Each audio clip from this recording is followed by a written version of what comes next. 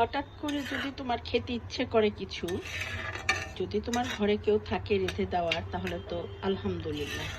যদি না থাকে তাহলে তোমাকেই সেটা করতে হবে। আমার এখন হঠাৎ করে চিংড়ি মাছ দিয়ে লাল শাক খেতে ইচ্ছে করেছে, আর আমি অমনি এটা রান্না করা শুরু করে দিলাম।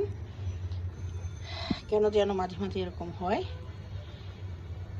খেতে ইচ্ছে করে এটা সেটা, সেটা তো করতেই হবে। এই যে লাল শাক, টাটকা লাল শাক পেয়েছিলাম, ওটা এনেছি, আর লোভ সামলাতে পারলাম না।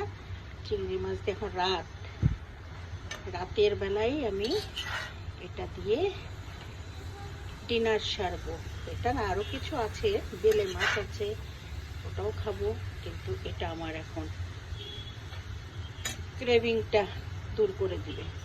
ভালো থেকো, খোদা হাফেজ। তোমরাও এরকম হঠাৎ হঠাৎ করে এটা সেটা রান্না করে খেও, তাহলে মনের আত্মার তৃপ্তি, সেটা তো আমাদের কাছে আত্মা চায়, তাই না? ওটা করতে হয়।